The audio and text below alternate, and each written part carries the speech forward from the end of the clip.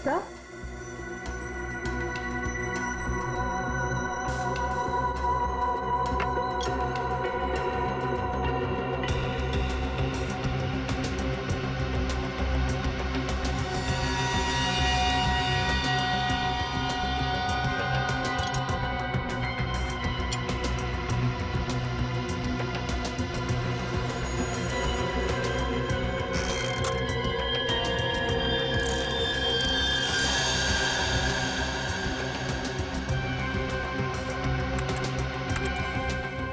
अच्छा, तो ये बात है। यार बात क्या ये तो बता। बॉस, इन तीनों की मौत जहर की वजह से हुई है। जहर से? यार सालुंखे मान लिया कि इनकी मौत जहर से हुई है, पर कहीं पर भी इनके शरीर पर जहर अंदर जाने का निशान नहीं है, ना कोई रंग बदला इनके शरीर का, और तू कह रहा है जहर से मौत हुई। यही तो बात है, यही बात है जो मेरी भी समझ में नहीं आ रही है कि इन तीनों की मौत जहर की वजह से हुई है, लेकिन इनका शरीर नीला क्यों नहीं पड़ा? और ये जहर गया कैसे इनके शरीर में? कमाल कर रहा है सालुंखे। एक तरफ तो कह रहा है कि तीनों की मौत जहर से हुई है, और फिर दूसरी तरफ कह रहा है कि तुझे पता नहीं ये जहर इनके शरीर में गया कैसे, कब गया। यार ये कैसे चलेगा? बस ये गुत्थी है जो अभी सुलझ नहीं पा रही है। मैं भी सोच रहा हूं कि अगर इनकी मौत जहर से हुई है तो कैसे हुई है? जहर इनके शरीर में इंजेक्ट भी नहीं किया गया है, कोई एविडेंस नहीं। खाने पीने की चीज की वजह से भी इनके शरीर में जहर नहीं गया है, किसी और तरीके से भी नहीं गया है, कोई मेकअप या कॉस्मेटिक की वजह से। ये जहर इनके शरीर में गया कैसे? सालुंखे साहब मुझसे पूछ रहे? पागल हूं, अपने आप से पूछ रहा हूं। सर मैंने उस कार को भी चेक किया जहां पर मिस्टर एंड मिसेस कुमार की लाश मिली। वहां पर भी कोई जहर या जहरीली गैस के ट्रेसेस नहीं मिले। Salunkhe, mister and Mrs Kumar की मौत पुणे से मुंबई आते वक्त गाड़ी में हुई, और प्रिया की मौत उसकी अंधेरी वाली ऑफिस के वॉशरूम में हुई, मीलों दूर, मगर एक ही वक्त पर और एक जैसे ही जहर से। कैसे? बता ना। अच्छा चल, ये तो बता सकता है कि कौन सा जहर था। बस वो कुछ टेस्ट अभी करना बाकी है, उसके बाद पता चलेगा कि वो जहर कौन सा था और जहर कैसे गया इनके शरीर में। सर, हाँ सर, अनु को ऑब्जर्वेशन में रखा गया है, और डॉक्टर्स का कहना है कि आने वाले 24 घंटे उसके लिए बहुत क्रिटिकल हो सकते हैं सर। तो डॉक्टर ने बताया नहीं किस वजह से बेहोश हो गई? सर, जहर का असर हुआ उसे। क्या? जहर से? हाँ सर। और सर अजीब बात तो यह है कि उसके शरीर में यह जहर ना ही किसी इंजेक्शन से गया है और ना ही किसी खाने की चीज से। मिस्टर एंड मिसेस कुमार और प्रिया तीनों की मौत जहर से हुई, और अब अनु को भी जहर दिया गया था। है ना बड़ी अजीब बात। ऐसे लगता है जरूर कोई ना कोई तो है जो इस पूरी कुमार फैमिली को खत्म करना चाहता है। सर पूरी कुमार फैमिली नहीं, बड़ी बहन रीमा को तो कुछ भी नहीं हुआ। बस रीमा के खून का टेस्ट किया है मैंने, उसके शरीर में जहर नहीं है। मगर सर पूरी फैमिली को कोई क्यों मारना चाहेगा?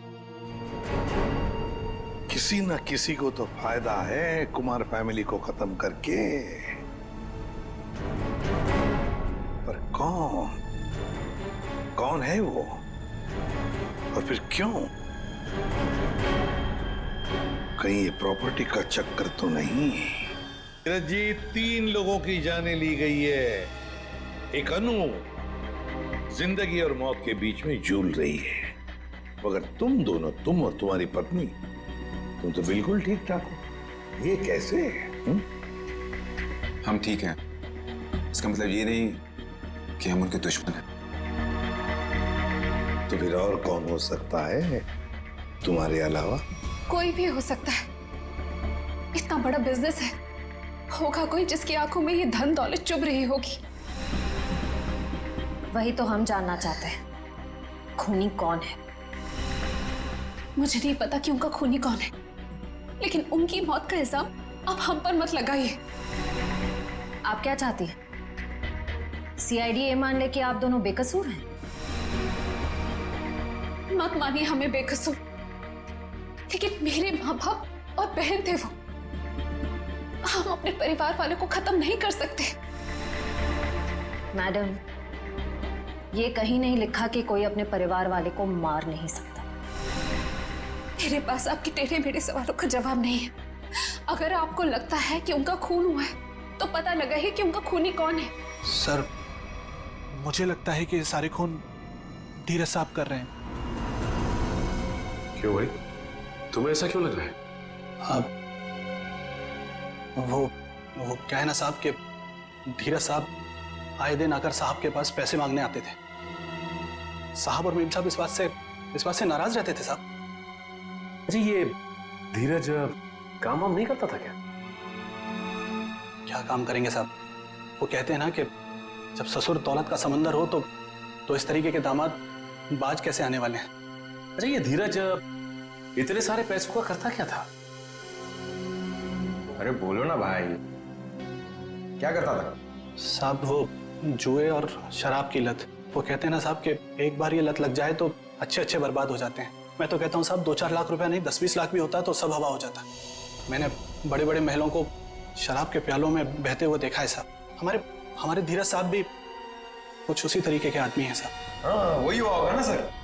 मिस्टर कुमार से उसने पैसे मांगे होंगे, मिस्टर कुमार ने मना कर दिया होगा, तो गुस्से में आके इसने उनका खून कर दिया। वही हो सकता है साहब, लेकिन हमारे साहब भी क्या करते, किस किस को पैसा बांटते साहब।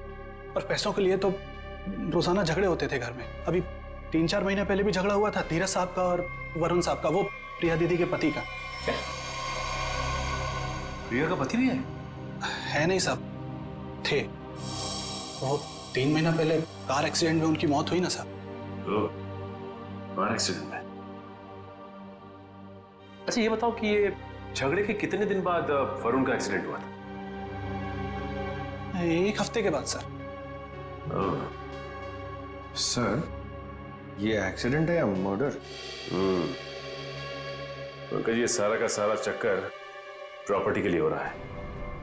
धीरज को सारी की सारी प्रॉपर्टी खुद ही चाहिए थी। प्रॉपर्टी मुझे कैसे मिलेगी सर? बताओ, चल बता देता हूं। अगर पूरा का पूरा कुमार खानदान मिट गया तो सारी प्रॉपर्टी किसे मिलेगी? तुम्हारी पत्नी रीमा को। अगर रीमा को कुछ हो गया तो फिर प्रॉपर्टी किसके नाम पर हो जाएगी? धीरज जी, प्रॉपर्टी तुम्हारे नाम पर हो जाएगी। क्यों बोलती बंद? क्या बोलूं सर? आप लोगों को कोई मिल नहीं रहा है, आप लोगों को समझ नहीं आ रहा किससे फंसा है, तो आप लोग मुझे पकड़ रहे हैं सर।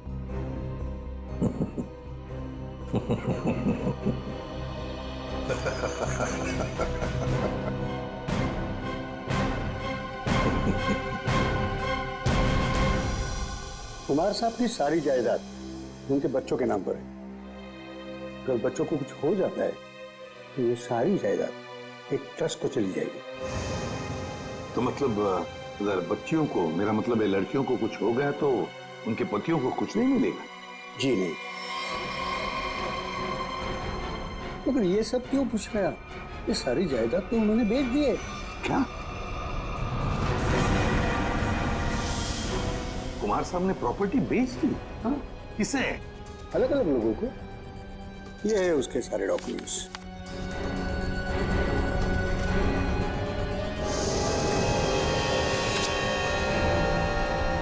गोवा की प्रॉपर्टी, पूना की प्रॉपर्टी, महाबलेश्वर वाली प्रॉपर्टी, और हाँ, सारे पेपर्स पे उनके साइन है।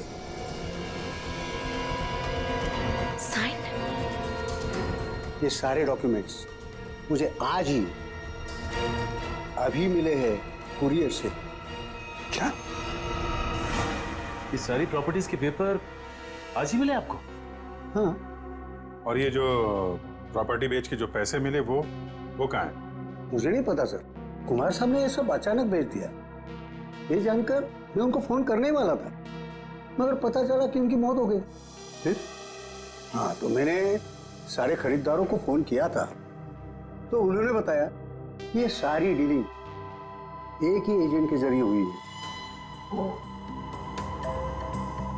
बायर्स की कुमार साहब से मुलाकात तक नहीं हुई है।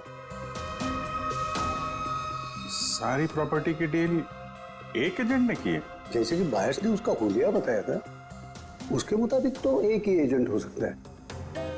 गाड़ी, बड़ा चश्मा और हाँ, गोल्ड कैप भी थी। क्या आप ऐसे किसी एजेंट को जानते हैं जिसने कुमार जी के लिए पहले भी कुछ काम किया हो? नहीं। पापा हमें बिना बताए ऐसा कर ही नहीं सकते। ये पक्का किसी की चाल है प्रॉपर्टी हड़पने की। सर, रीना बिल्कुल सही कह रही है। मुझे लगता है कोई हमारे साथ गेम खेल रहा है। पापा ऐसा बिल्कुल नहीं कर सकते हैं। और करते भी तो हमें पता होता कि पैसे कहाँ हैं। सर, मुझे लगता है ये सिग्नेचर नकली है। किसी ने पापा के सिग्नेचर कॉपी करे हैं। जी नहीं, सिग्नेचर्स मैंने चेक किए, और नहीं है कुमार साहब के ये। अंकल, आप पापा को जानते हैं। पापा ऐसा कर ही नहीं सकते। वो हमें बिना बताए इतना बड़ा फैसला ले ही नहीं सकते। ये पक्का किसी की चाल है, कोई फ्रॉडरी, कोई फ्रॉड है। तो कोई तो है जो इन सब चीजों पे नजर रख रहा है, वरना ऐसे कैसे हो सकता है कि आज ही प्रॉपर्टी के पेपर आए और आज ही कुमार साहब की मौत हो गई। हाँ, ताकि कुमार साहब किसी को सच्चाई बता ना सके। सर, लेकिन ये कर कौन सकता है तो कोई ये परिवार वाला ही, वरना बाहर वाले को कुमार साहब से साइन लेना और उनको बिना शक हुए आसान नहीं है।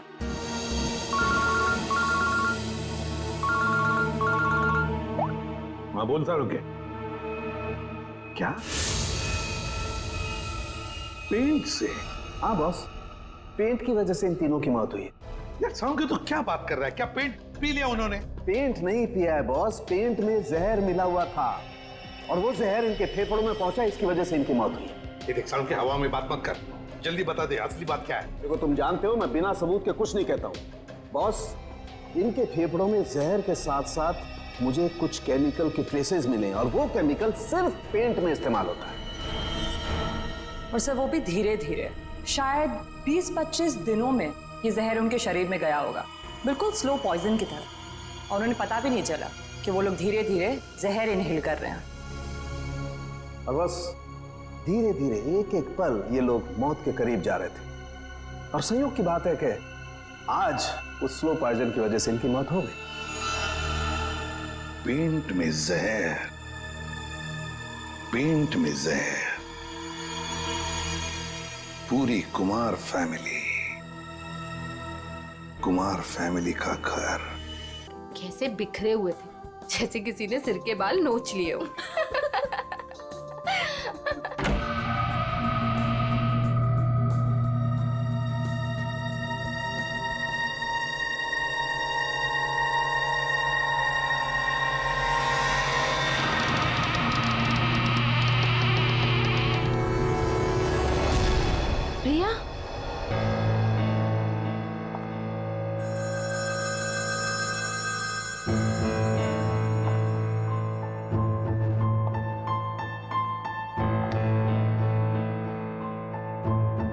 प्रिया, प्रिया वो एक्चुअली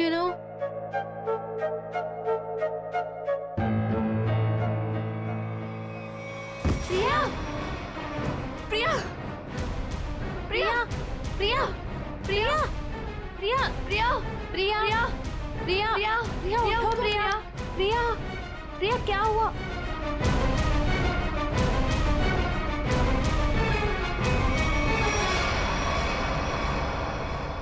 ये तो मर गई।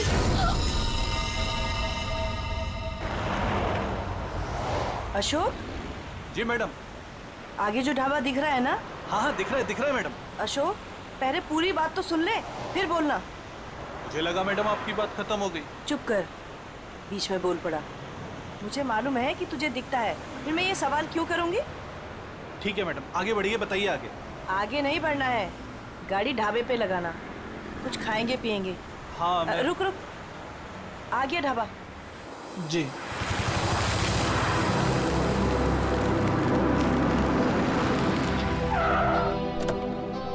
उतरिए सर, उतरिए। हम क्यों उतरे? तू जा। अरे अभी तो मैम साहब ने कहा खाना खाना है, चलिए अंदर। तू जा और कुछ खाने के लिए लेके आ। साहब अंदर ढाबे में बैठकर आराम से खाइए ना, आइए ना। वहाँ जाने का मन नहीं हो रहा है, तू जा, हम लोग गाड़ी में खाते खाते निकल जाएंगे। ठीक है, लेकिन क्या लेकर आऊं साहब? जो हमें अच्छा लगे। मैडम हमको क्या पता चलेगा कि आपको क्या अच्छा लगेगा? साहब आप ही बताइए ना, क्या लेकर आए हम? तुझे बोला ना, जो अच्छा लगे वो लेके आ, थप्पड़ खाएगा। जा जल्दी। लाते हैं, अपनी मर्जी से ही लाते हैं। कह दिया कि अपनी मर्जी से लेकर आओ। अब अपनी मर्जी से कुछ भी लेकर आएंगे तो कहेंगे ये काहे लेकर आया, वो काहे लेकर आया।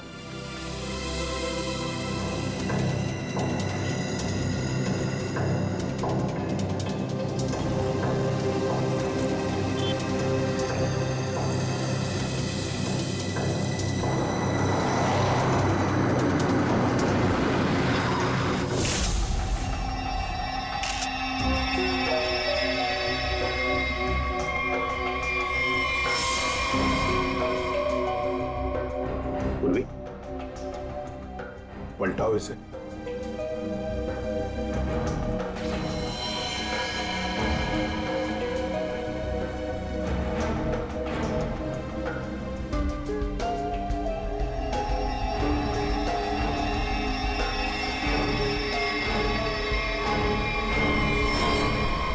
सर कोई घाव या चोट का निशान नहीं। हाँ, ना मुंह से कोई झाग निकला है, ना शरीर पर कोई नीले रंग के निशान है, ना कोई पंक्चर मार्क्स, सुई के या और कुछ। ये जहर का मामला तो नहीं है।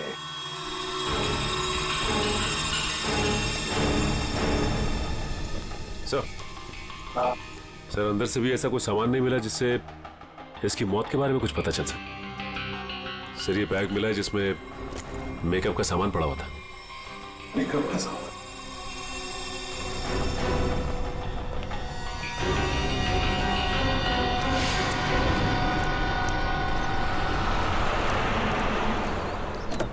लीजिए मैडम खाना।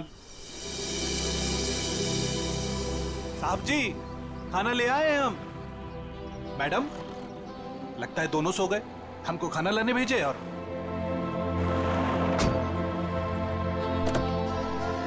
हमको समझ में नहीं आता है हमारे साहब और मालकिन का।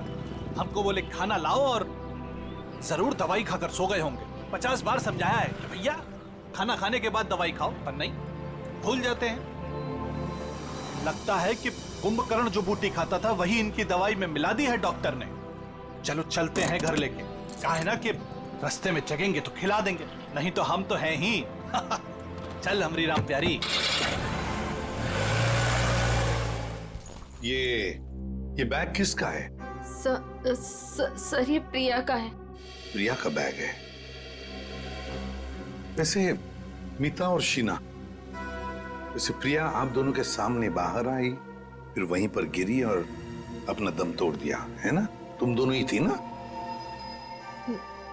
Yes sir. लेकिन सर हमें नहीं मालूम कि वो कैसे मर गई। वो तो हम पता लगा लेंगे, तुम घबराओ मत। वैसे प्रिया ऑफिस कब आई थी?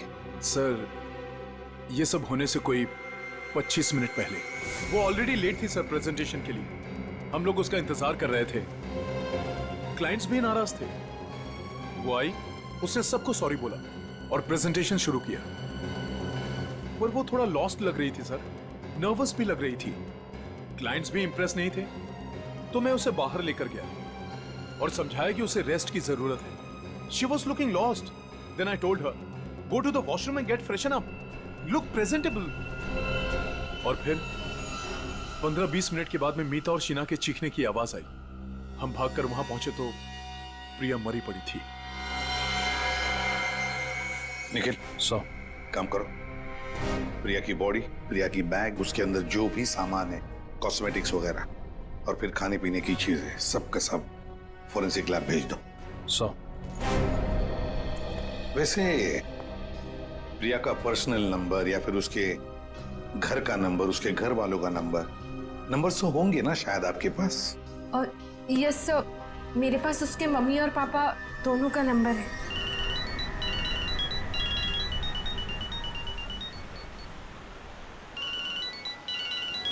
साहब, फोन बज रहा है आपका, उठाते क्यों नहीं है?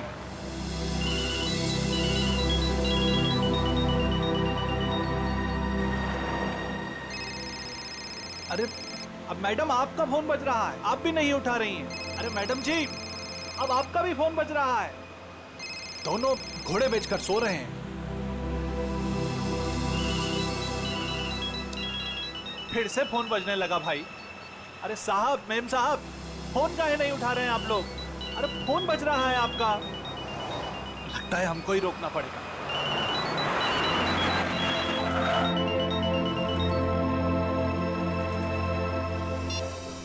हेलो, कौन? मिस्टर कुमार? नहीं, हम अशोक बोल रहे हैं, बोलिए। अशोक? तुम कौन हो? साहब के सारथी बोल रहे हैं, बोलिए। सारथी? अरे वाहन चालक बोल रहे हैं उनके, बताइए। हो, उनके ड्राइवर बोल रहे हो तुम? ड्राइवर नहीं है हम, शॉफर है उनके। बात करते हैं, आपको ड्राइवर लगते हैं हम। देखिए, आप जो कोई भी हैं, मिस्टर एंड मिसेस कुमार कहाँ पे? दोनों हमारी गाड़ी में हैं, सो रहे हैं। हम दोनों को सैर करा रहे हैं। पर आप कौन हैं? आप पहचान वाले नहीं लगते। देखिए, मैं सीआईडी से बोल रहा हूँ। सीआईडी? क्या हुआ साहब? आप मिस्टर एंड मिसेस कुमार को पिया के ऑफिस में लेके आइए प्लीज। वो तो ठीक है साहब, लेकिन हुआ क्या? सब ठीक तो है ना? प्लीज आप आ जाइए, फिर बात करते हैं, ठीक है? हाँ साहब, हम तुरंत आते हैं।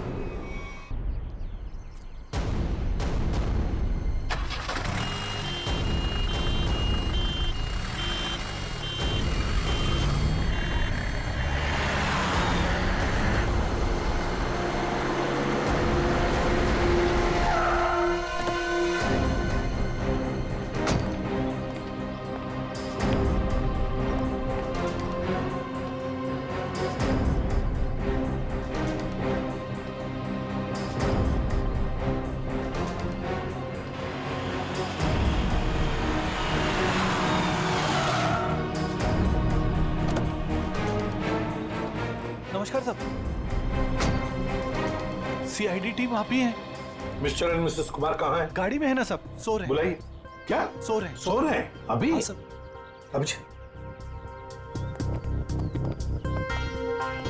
सर, यहाँ कुछ खास हो रहा है क्या? मतलब आपने बुलाया है इसलिए? जी हाँ, खास बात है। कुमार जी की बेटी प्रिया की मौत हो गई है। क्या बात कर रहे हैं सर आप? जी हाँ। Mr Kumar? Mrs Kumar? Mrs Kumar? Kumar साहब, मिस्टर कुमार?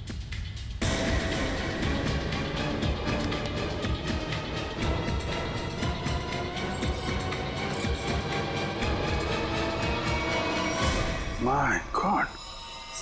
सर ये भी? सचिन, कब से नौकरी कर रहे हो तुम कुमार जी के पास? साहब, पिछले 3 सालों से हूँ साहब के पास। 3 साल? जी सर। चेक करो, देखो मौत की वजह पता चलती है क्या है। साहब, हाँ, मिस्टर कुमार और मिसेस कुमार ये दोनों तो मर चुके हैं। क्या? नहीं सर। हाँ पूर्वी,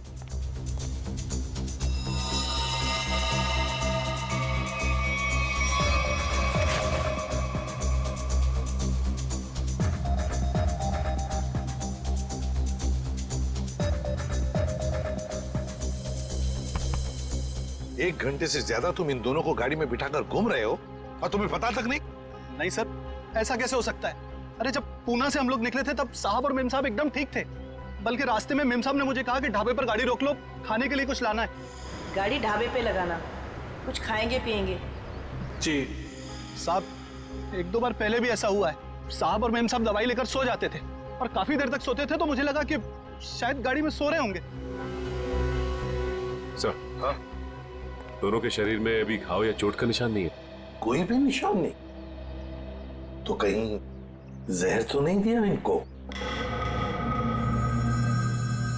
जहर के कोई सिम्टम्स या कोई निशान है? नहीं सर, बस सर कार में भी ऐसा कुछ नहीं मिला जिससे इनकी मौत के बारे में कुछ पता लग सके। अच्छा, और भी कुछ मिला क्या? हाँ सर, गाड़ी में खाना है, हो सकता है उससे कुछ हुआ। नहीं सर, ऐसा हो ही नहीं सकता। वो क्या है ना कि साहब और मेम साहब ने खाने को चखा भी नहीं था, खाया ही नहीं साहब। सर प्रिया भी कुछ इसी तरीके से मरी है। इन तीनों की मौत के पीछे वजह क्या हो सकती है? एक बात बताओ, कुमार जी के परिवार में और कौन कौन है? सब प्रिया मैडम और उसके बाद बड़ी बेटी थी रीमा मैडम और छोटी अन्नू। अच्छा, तो ये दोनों बेटियां अब कहाँ होंगी? साहब अब रीमा जी तो अपने पति धीरज के साथ अंधेरी में रहती है। अन्नू मैडम अपने माता पिता के साथ मलाड वाले फ्लैट में। नंबर है इनके आपके पास? हाँ है ना सर। सर ये सब अन्नू मैडम का नंबर है सर।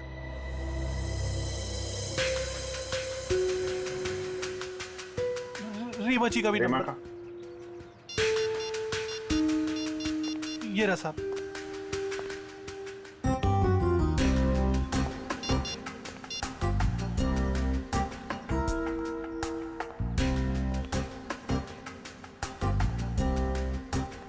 हेलो रीमा जी, मैं सीआईडी से इंस्पेक्टर अभिजीत बोल रहा हूँ। आप सीआईडी ब्यूरो आ सकती हैं? वो हम आपको बाद में बताएंगे, थोड़ा अर्जेंट है। आप प्लीज़ जल्दी आइए। या ओके ओके। सर रीमा को बोल दिया है सीआईडी ब्यूरो आने के लिए। और सर अनु तो फोन ही नहीं उठा रही। हो सकता है साहब कॉलेज गई होंगी। कौन से कॉलेज में?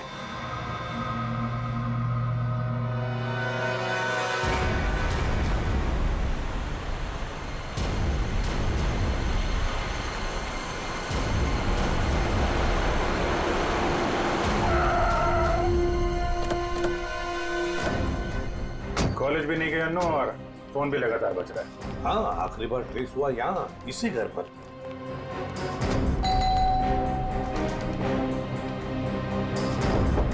अन्नू,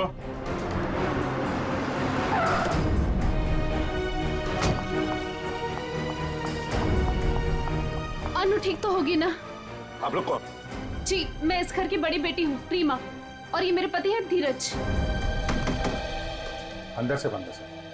निखिल पीछे की तरफ जा, देखो वहां पर है क्या? एक्सक्यूज मी, चाबी है आपके पास? जी नहीं। जी नहीं। खोल देते। धीरज, अनु ठीक तो होगी ना? घबराओ मत, सब ठीक होगा।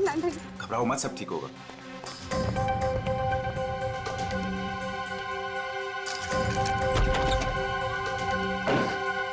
अन्नू, अनु! अन्नू, अनु! अनु! सर लगभग 1 महीना पहले घर के तीनों बेडरूम की पेंटिंग हुई थी। किस किस का बेडरूम था वो? मम्मी पापा, अनु और प्रिया के बेडरूम में। बस हाँ, मुझे तीनों बेडरूम्स का पेंट चेक करना पड़ेगा। कर लो। पूरी निखिल, अमित।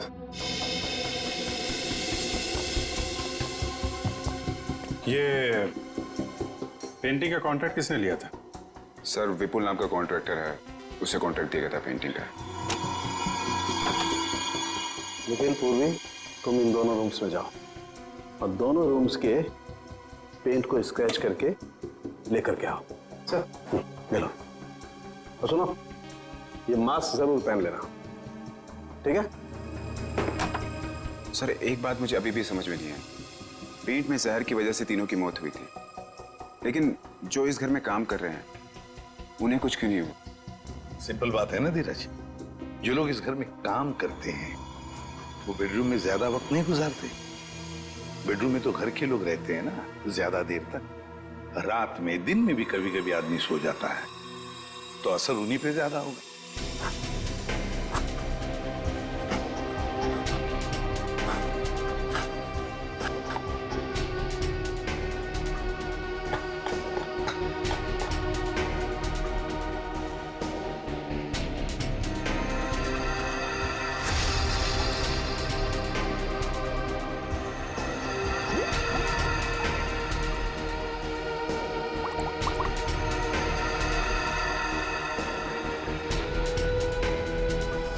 किसकी तस्वीर है?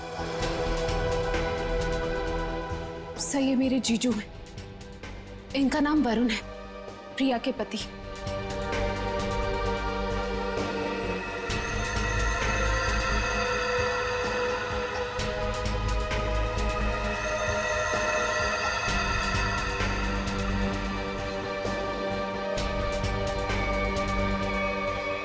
बॉस, कंफर्म हो गया, तीनों बेडरूम के पेंट में जहर है।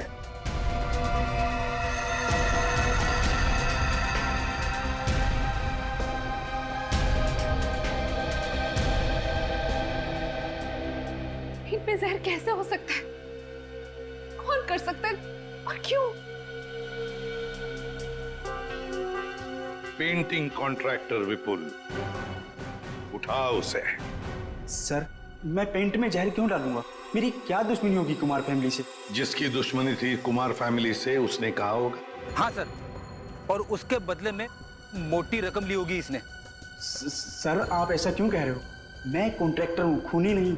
मैं सच कह रहा हूँ। मुझे तो ये भी नहीं पता कि उस पेंट में जहर था या नहीं। नाटक मत कर, ये नाटक हम लोग रोज देखते हैं। सर, अगर मुझे पता होता कि पेंट में जहर है तो मैं ये कॉन्ट्रैक्ट कभी लेता ही नहीं। और मैं अपनी और अपने लोगों की जान खतरे में क्यों डालूंगा? तो क्या पेंट में जहर फैक्ट्री में से भर के आया है? मुझे नहीं पता सर, और वो पेंट मैंने खरीदा भी नहीं था। तो किसने खरीदा था? प्रिया जी के पति वरुण साहब ने वो पेंट पहले से खरीद रखा था। और उन्हीं ने मुझे वो एक कॉन्ट्रैक्ट दिया था। और अचानक उनकी मौत हो गई तो ये काम भी बीच में बंद हो गया।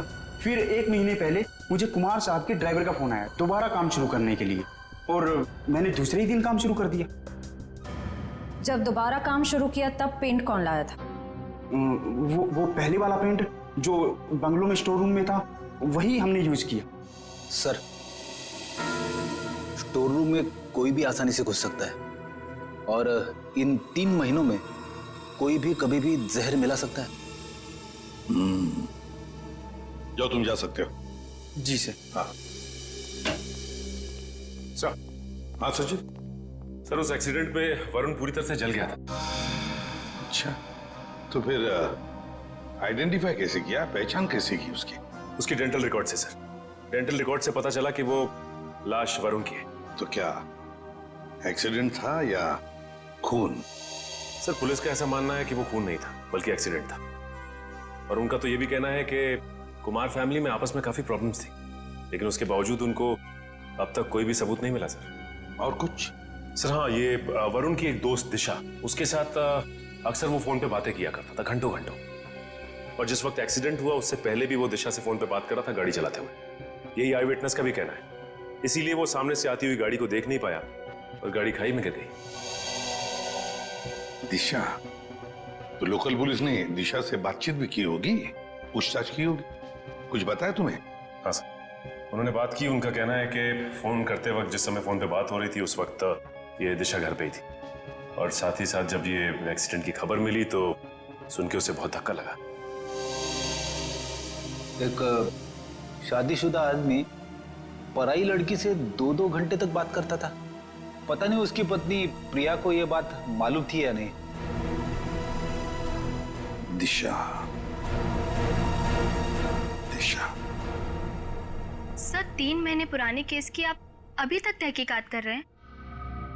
मैं ऑलरेडी पुलिस को वो सब कुछ बता चुकी हूँ जो भी मुझे पता था।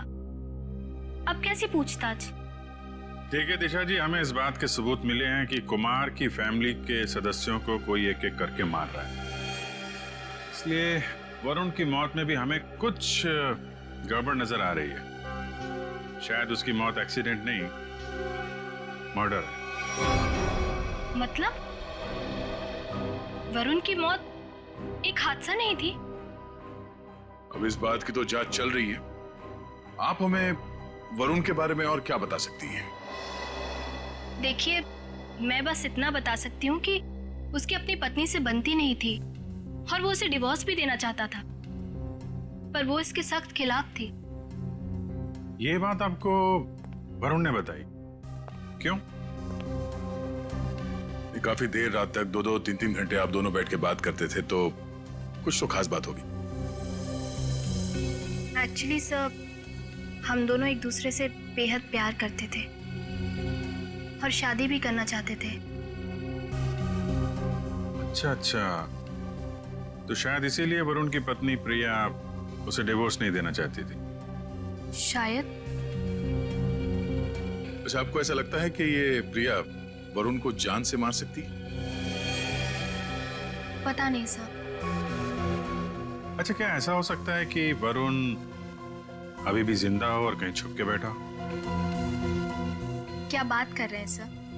पुलिस ने खुद उस लाश के डेंटल रिकॉर्ड्स को वरुण के डेंटल रिकॉर्ड से मैच करके ही तो उसकी शिनाख्त की है।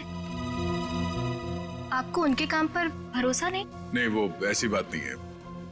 हम इस केस के हर पहलू को देखते हैं और आप वरुण की इतनी करीबी हैं, बहुत कुछ जानती है उसके बारे में, इसीलिए आपसे पूछा। सब एक तो आप लोग मुंह में उंगली डालकर बात निकलवाते हैं और जब बता दो तो आप बताने वाले पर ही शक करने लगते हैं।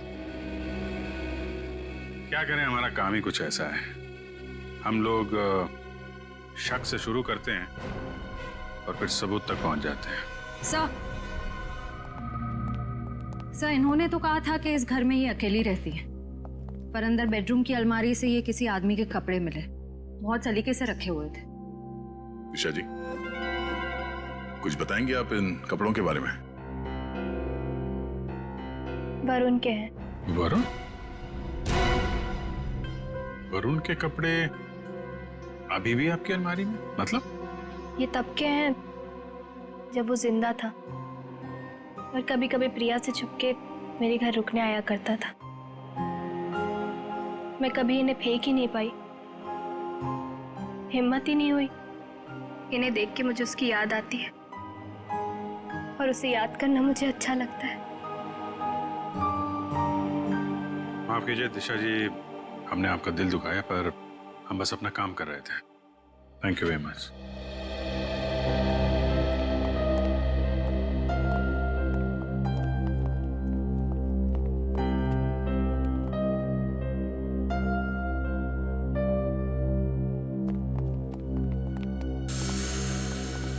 क्या हुआ? कुछ पूछना रह गया? 1 मिनट। अरे आप लोग श्रेया, फिर से यहाँ पे? एक मिनट, क्या हुआ? आती है प्लीज।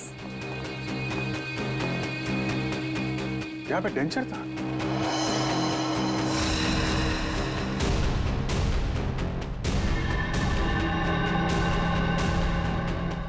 मैंने दांतों का सेट देखा था इस पानी में, अभी गायब है। दांतों का सेट यहाँ पे? इसका मतलब है वही है। सर, खिड़की खुली लगता है, वहां से भाग गया। पकड़ो अभिजीत, 1 मिनट। हाँ, ये देखो।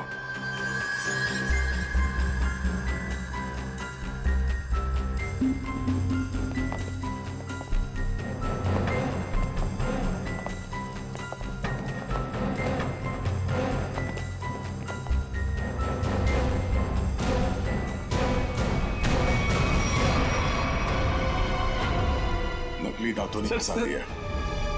अब तुझे इसे दोबारा लगाने की जरूरत नहीं पड़ेगी।